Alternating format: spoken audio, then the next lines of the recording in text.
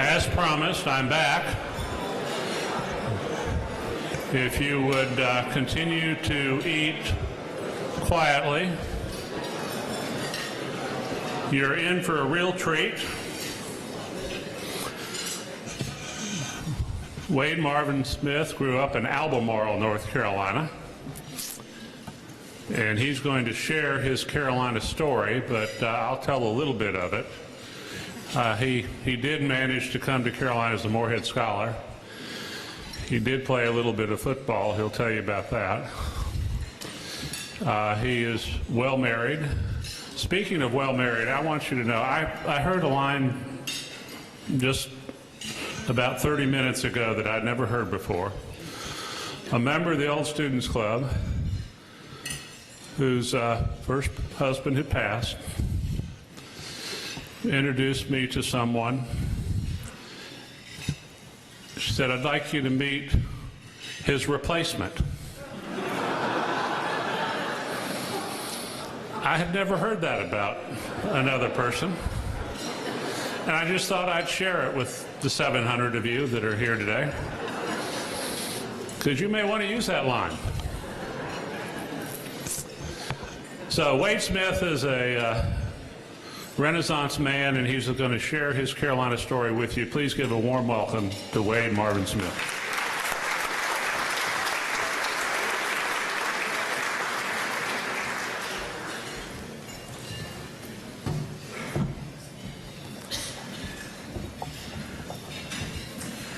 Thank you so much, Doug.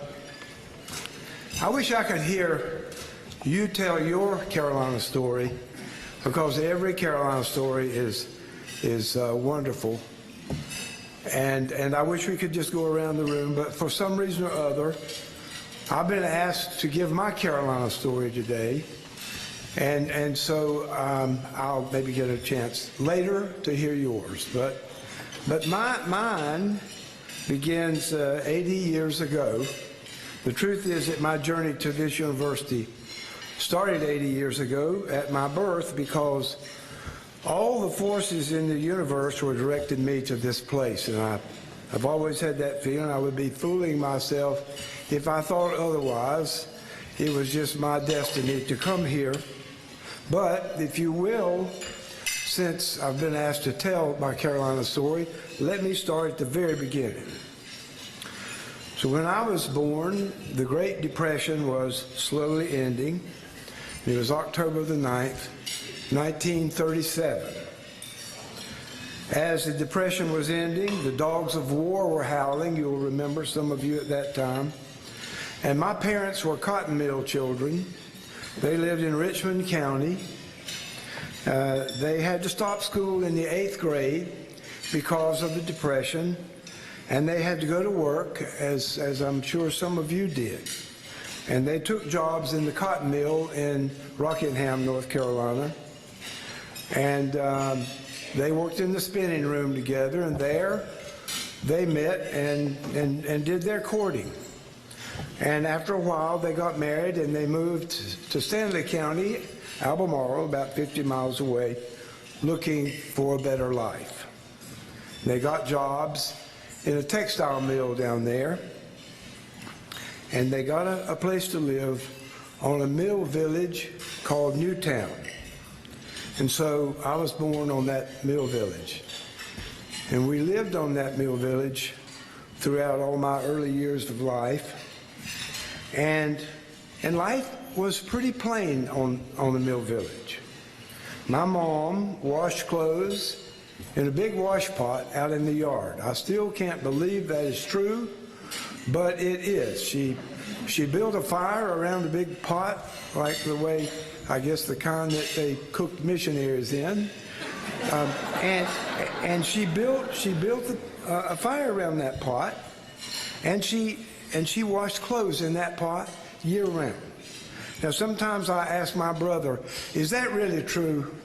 I want to know if that's really true. He says, "Yes, it is absolutely true." We got the water to wash the clothes from a pump nearby. Of course, there was no running water in the house. We attended a little Baptist church on the edge of the village, and we went there every time the door opened. And life was simple, but life was good on the Mill Village. I grew up playing the childhood games on the Mill Village.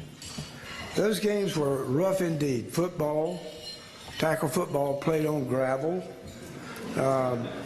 baseball with no gloves, and a rough game I'll tell you about someday called Hally Over. You can just imagine what that was. We also played a game in which we jumped off the barn roof, and that was a favorite sport, with a sheet, 4 kids, each holding a corner of the sheet, always hoping it would morph into a parachute, which it never did.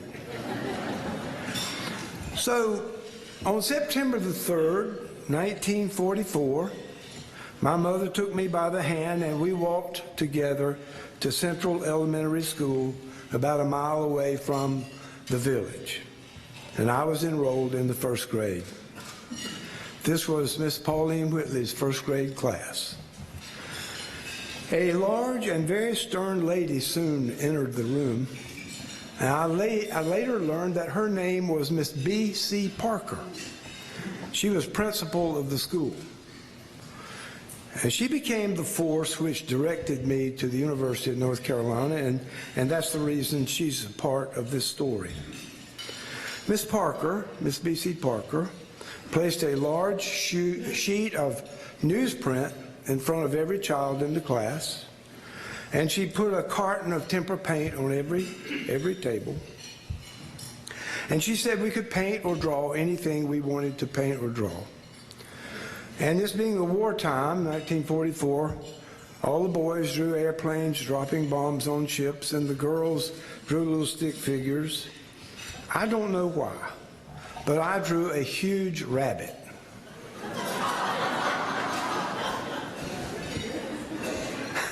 That's it. It filled the entire sheet of paper. I painted the rabbit white, the grass green, the sky blue, the sun orange, the rabbit's eye pink, and I was finished. It took up the entire piece of paper. Miss Parker, Miss B.C. Parker, came over to my desk. I'd never met her. And she looked at the rabbit and she said, my, oh my, what a beautiful rabbit. I want you to hold that rabbit up so everyone in the class can see it. And so I did that. And then she said, I want you to go with me, and we're going to go out in the hall. We're going to tape that rabbit up on the wall, because I want everyone in the whole school to see it. And we did that. And at that moment, I was magically transformed from a little old Mill Hill boy to a kid who loved school. And during the next decade, Miss B.C. Parker sent notes home to my mother and dad constantly. I want this boy in the Boy Scouts. And so my mother and dad put me in the Boy Scouts. I want this boy to see some mountains. He's been painting pictures of mountains.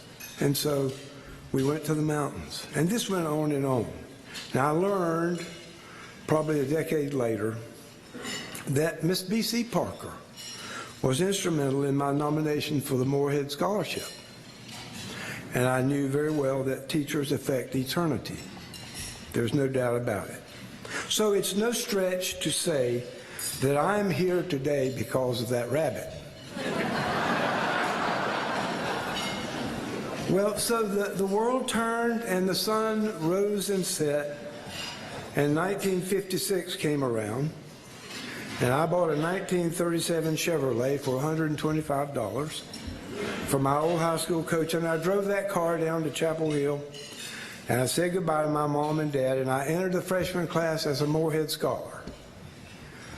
It had been my dream all my life to play football at the University of North Carolina. I knew the names of all the players.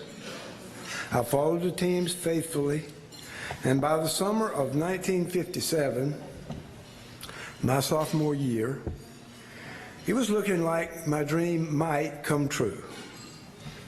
And I was at home in Albemarle working out, trying to get in shape, trying to get fit, hoping so much to make the team. We had a new coach for the football team at Carolina. His name was Sonny Jim Tatum. He had been National Coach of the Year at Maryland. He had coached at Oklahoma. He was a huge man, and to me, he dwelled in unapproachable light. It was a weeknight in early August. I was with my mom and dad. The phone rang. It was my old high school girlfriend, Dottie Walker. She was a great girl, very important to me. She said, "Guess what?" I said, "What?" She said, "I've been invited to make my debut, and I want you to be my marshal." I said, What is a debut?" She said, "It's a dance over in Raleigh." Well, I knew I didn't want to go. I said, "When is it?" She said, "It's September 1st, 2nd, and 3rd. I knew I was saved. I had the perfect excuse because that would be in the middle of early football practice. And I could really lay on heavy my disappointment to her in not getting to go. So I said, "Gosh, I am so sad. I could just cry. I can't go because that's the middle of early football practice, and you know how it would look and how it would go over if I said I had to miss practice to go to a dance." Well, she wept and hung up the phone. 15 minutes passed, and the phone rang again. It was my girlfriend, Dottie Walker, again. "Guess what?" "What?" "My mother called Coach Tatum."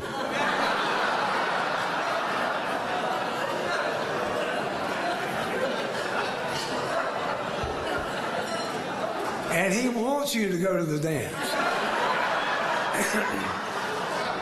And he's going to call you in a few minutes." I said, "You have ruined my life." But sure enough, in 15 minutes, the phone rang. It was Sonny Jim Tatum, National Coach of the Year. He said, "Wade, a Mrs. Walker has called me." And I interrupted him. I said, "Coach, thank you so much, but I took care of that." I said, I've explained that dance is in the middle of early football practice, and I couldn't go." And he said, "Oh, Wade, no. This is the kind of thing we want our young men to do." I had one last card to play, and I played it as well as I could. I said, "Well, Coach, I wouldn't have any way over there. You know, they have that thing over in Raleigh." He said, "Well, Mrs. Walker and I worked that out." He said, "You'll take your tuxedo to the dressing room at Kenan Fieldhouse. And every day at 4:30, during the middle of practice, I will announce on the public address system, 'Wade Smith, it's time for you to go to the debutante ball.'"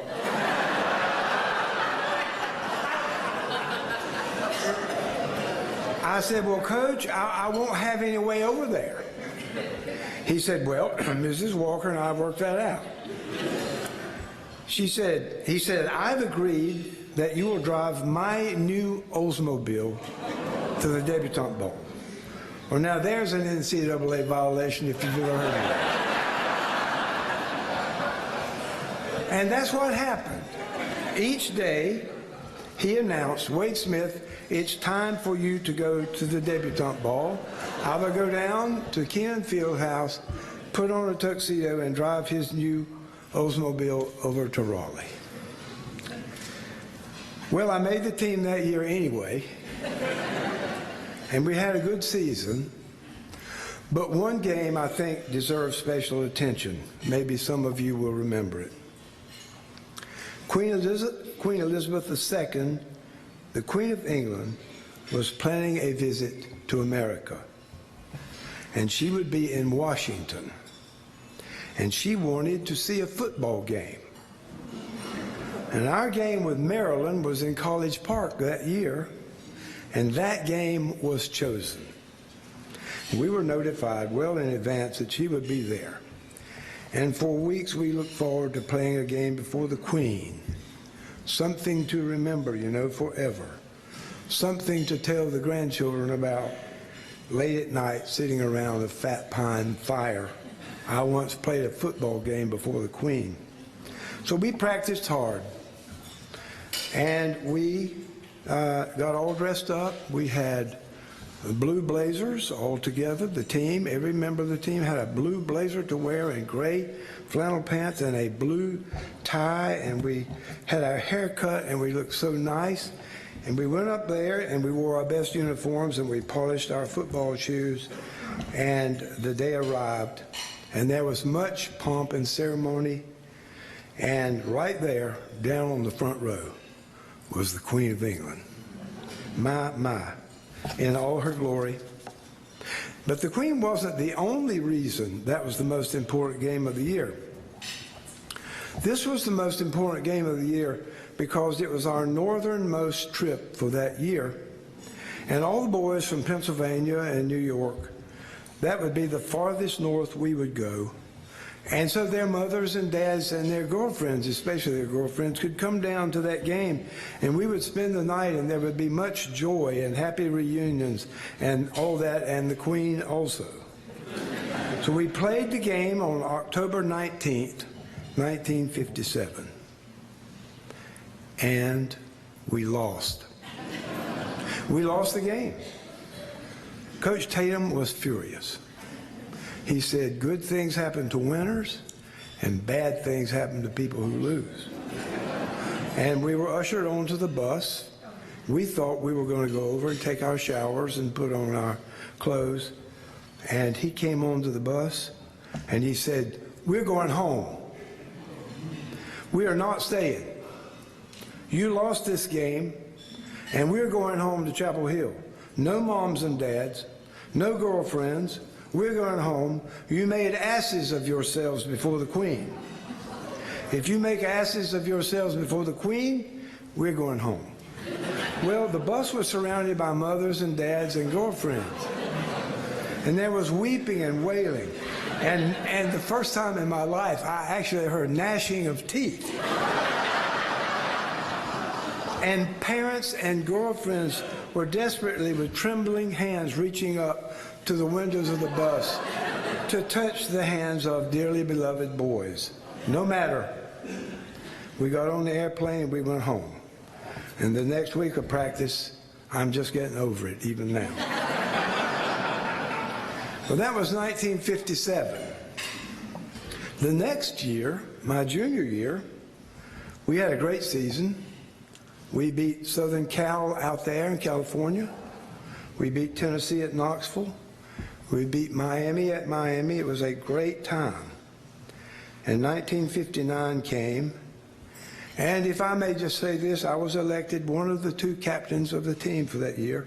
I was very proud. Jack Cummings was the other captain. He was the quarterback. And we were number 3 in the nation preseason. It was a great time. We were looking forward to a magnificent season. It was early August. I was home again, working out, trying to get ready for my last season as a football player at UNC. It was evening. Over the news came the word. The great Sonny Jim Tatum, National Coach of the Year, had died. The great Sonny Jim Tatum was gone. It couldn't be true, but it was. He died of Rocky Mountain spotted fever in his early 40s. We gathered the team in Chapel Hill and we wept at his death and at our great loss because we knew our season was over. There was no way we could recover. There was a massive funeral at University Methodist Church. We laid him to rest in the old cemetery, the old Chapel Hill Cemetery, and you can see his marker today if you want to. It reads, Jim Tatum, National Coach of the Year. I wanted to engrave on it also these words: he helped a small town girl have a date for the dance. We dedicated the last game of the season that year to Sonny Jim Tatum. It was played on Thanksgiving Day on national television. Thanksgiving Day, 1959. We dedicated it to Sonny Jim Tatum. We played over there in Durham. Did we win that game? We beat them 50-0.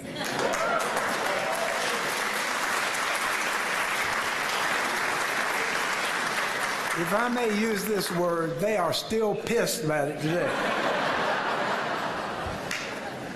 In the months after the dead ball, my girlfriend Dottie drifted away, looking, I think, for a better dancer, maybe for a boy who had his own new Oldsmobile, or seeking a more radiant and handsome companion. And she moved to California. She got married. She had many children. She lived a great life. She died a few years ago, and I spoke at her funeral. And I told the story of Dottie, her mother, and Coach Tatum, to the great delight of her children. On a beautiful October evening in 1958, I made my way over to Girard Hall for a meeting of candidates for various offices in the student body, and there I was struck numb from head to toe by the beauty of a young woman whose father had brought her across the mountain from Bristol, Virginia. Her name was Ann. We got married pretty soon, and we've been together for 58 years, during which we have helped to replenish the earth. Many wonderful things happened to me at Carolina, but none could compete with my luck at finding her. Well, there are so many things I want to tell you about my years at Chapel Hill. I won't be able to tell you all of them, but I must tell you about the 1957 basketball team. It was coached by Frank McGuire. It was a round ball year to remember forever.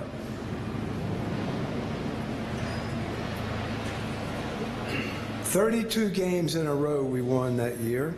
There was not a single loss. And we played Kansas for the national championship at Municipal Auditorium in Kansas City. Kansas had a little fellow named Wilt Chamberlain. In a game on March 23rd, 1957, through 3 overtimes, we beat Kansas 54-53. That team was made up of starters Lenny Rosenbluth, Pete Brennan, Joe Quigg, Tommy Kearns, and Bob Cunningham, and on that team was a great friend of mine and yours, I know, Danny Lotz. Well, there were so many wonderful professors during my time at UNC. I will remember them forever. To name a few, Dr. Bernard Boyd taught in the religion department, Dr. Hugh Leffler in history, Dr. Lyman Cotton in English, Dr. J. Penrose Harlan in classics, and my chancellor was William Brantley Aycock, a man for the ages. And wherever students were gathered together, one could find former Chancellor Robert House playing his harmonica. He had 2 songs. One was titled, "Roll on Boys, Don't Roll So Slow, the sun will go down and you'll roll no more." I was thinking I would tell you that's the name of the second one also, but it's not. The second one was, "Peekaboo, you rascal, you get out from behind that chair." On May 9, 1960, about a week before my graduation, Dr. Martin Luther King came and spoke on the campus, and the visit changed many of our lives. And I was deeply moved by that, and later in life I entered politics, served in the General Assembly, and did my best to advance Dr. King's dream. And since I was an athlete at Carolina, I was a serious student. I took my studies very seriously. I was a Morehead Scholar, so a few times professors treated me with a little disdain, like you're a jock and you're not going to be interested in this course, but I never felt disadvantaged by that. And only one time did I ever get a break because I was an athlete. I took a classics course under the wonderful and unforgettable Dr. J. Penrose Harlan, a saint, the patron saint of students who could use an A.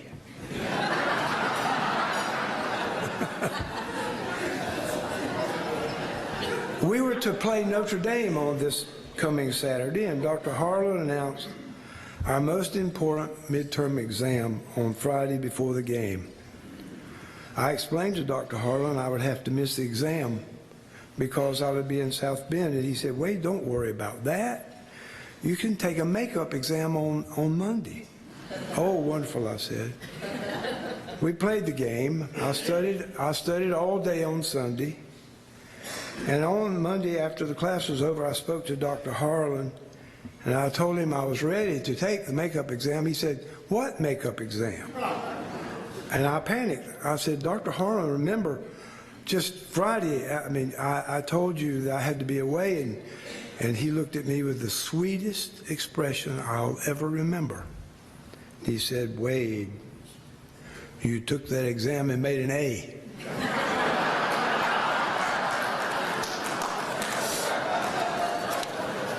I didn't take that too seriously because everybody in the class made an A. And even the ones who didn't take the test made an A. So may God bless and keep Dr. J. Penrose Harlan. Beautiful man at a beautiful university. Thank you so much.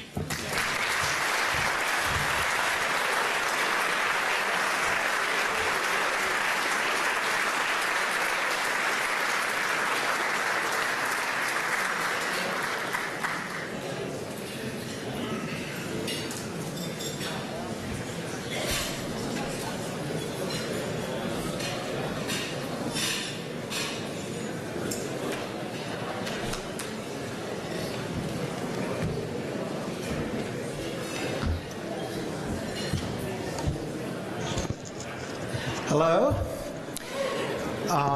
I'm David Keel from the class of 1968. I'm not Don Johnson, president of the class of 1968. We don't know where Don is. I was with Don and Layla last night. There he is. All right, come on up here, Don. For God's sake. Gave me a scare. So I came up here and Doug said, "We don't know where Don is, and you're going to have to come up and say something." So my heart is now, it's getting back to normal now. I give you the president of the class of 1968, our senior class, and our permanent class president, who is here to save me today. A big round of applause for Don Johnson. Good. You know, Jim Tatum's son was in our class of 68. I don't know, does anybody know where Jim is or stay in touch with him? Oh, okay. Well, I asked the alumni department for advice on my remarks, and they said, be brief. So it reminds me, a couple of years ago, I was giving a speech in Los Angeles, and I said, I have 10 key points to make today. The guy in the back said, start on 7. Okay.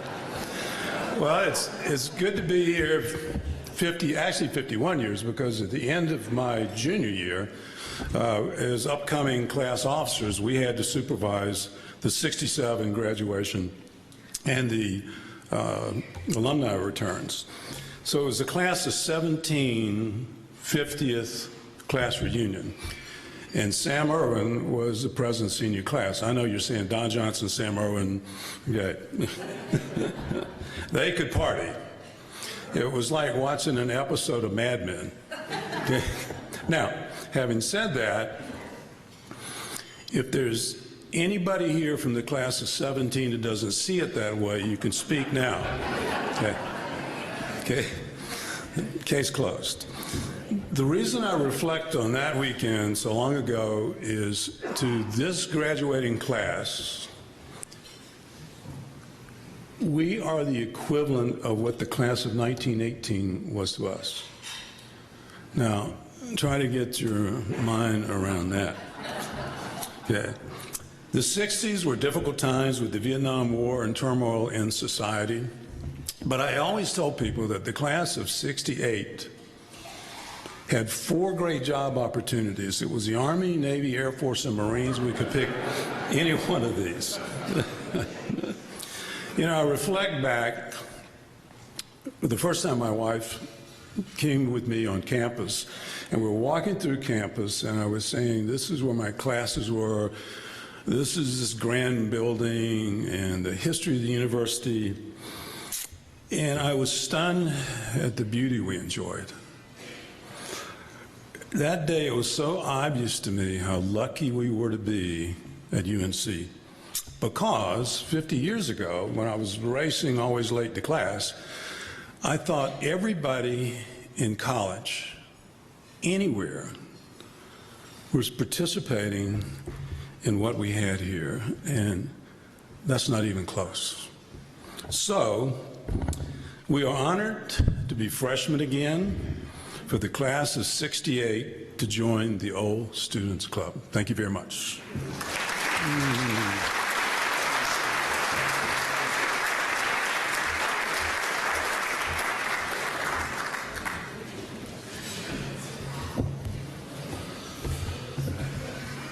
So out of all of that, I have secured a new iPhone. I don't know how that happened. It's either David's or Don's, because I don't think Wade would ever even use an iPhone. But before we recognize and salute and make a fuss over the newest members of the Old Students Club, we also have some members here today who are here and were here last night, from the class of 53 celebrating their 65th, from the class of 58 celebrating their 60th, and the class of 63 celebrating their 55th. Would all of those please at least wave and be recognized?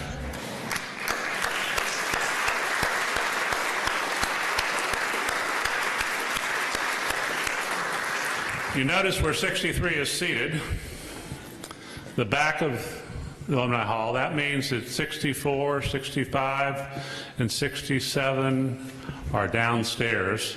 So would all of you wave to the classes that are downstairs? This is being simulcast.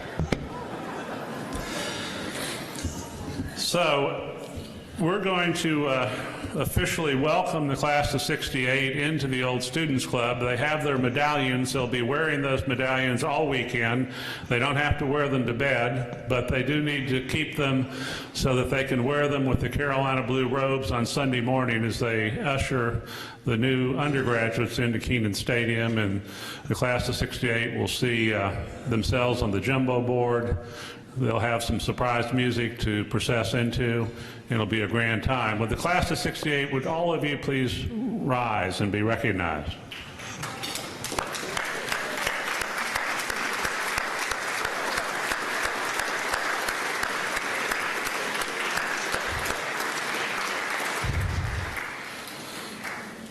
So this is as close to this stage as you'll be for a few years. But you will forever be invited back. A generous gift back in the early 40s from Spencer Love to endow the Old Students Club. It is not true that we built the Alumni Center in order to have a facility large enough to host it, because we'd outgrown the UNC ballroom in the Carolina Inn. I do have some announcements. First of all, the class of 68, you will get your certificates authenticating that you were actually in the Old Students Club. You'll probably want to mat and frame it and make sure it finds a place in the dining room or the living room, but they'll be waiting for you outside. There is still space for the 3 bus tours this afternoon. They all leave here from the Alumni Center. We'll remind you that the Campus Y is open from 2:30 to 4:30 and welcome you. There's some 68 sponsored enrichment programs I'll mention in a minute that are in Wilson Library, but those of you who are in the Old Students Club who manage never to go into the library as a student, you might want to also try to do that this afternoon. The enrichment programs this afternoon that are in Wilson Library, which are led by the class of '68, How the World Changed Us and How We Changed the World, and that'll be followed by North Carolina Politics. Those who wish to move over to the Blue Zone, the concurrent programs there, The Triumph of Christianity by Professor Bart Ehrman, and Thomas Wolfe, presented by Freddie Kiger. Now this is specific to the '68 class. Just remember that your photo will be back here at 5:30. It's a once-in-a-lifetime opportunity, so please be here promptly at 5:30. After which, the Friday Frolic, which is, everyone is welcome to participate in. There's still some tickets remaining, is in the Blue Zone. There are also tickets available for anyone who wants to be back here tomorrow for the annual alumni luncheon. And if you are in '68 and have not yet registered for your banquet on Saturday night, there's still some tickets for that. Most importantly, if you're in '68 and you did not sign up for the processional, it's never too late. We have enough blue robes, and anyone who's been to a 50th reunion will tell you that they didn't quite know that the highlight of the entire experience would be processing into Keenan Stadium on Sunday morning. So you do not want to miss that opportunity. If you ordered your revised Yakety Yak, you're in the class of '68, you should have received that in the mail, but there's still some available for purchase if you would like to. If you purchased a parking permit at check-in for parking in the Rams Club, Rams Head parking deck, remember to show it when you leave the attendant at the booth. Now, I know that that there's some people in the room who actually didn't go to Carolina. And we're not going to out them. And they may choose to find it more appropriate or even necessary to remain seated when the rest of us stand to sing the alma mater. But you'll find that we've had some experience at this, and we'll carry the tune and we'll carry the words, and if you just want to mumble, it won't be too bad. So if you all would stand, those of you who are able and would like to. I'm not sure about the swaying because I'm a little concerned that it's probably a little tight and we don't want anybody falling, so try to remain vertical. And as always, you may end this song with your own favorite word. Remember, the plants, the centerpieces, stay where they are. Don't let anybody walk out with them. All right. Everybody comfortable? Hark the sound of Tar Heel voices ringing clear and true, singing Carolina's praises, shouting NCU. Hail to the brightest star of all, clear its radiance, shine, dun, dun, dun, dun, dun. Carolina, priceless gem, receive all praises thine. For I'm a Tar Heel born, I'm a Tar Heel bred. When I die, I'm a Tar Heel dead. So it's rah-rah, Carolina, liner, rah-rah, Carolina, liner, rah-rah, Carolina, rah, rah, rah.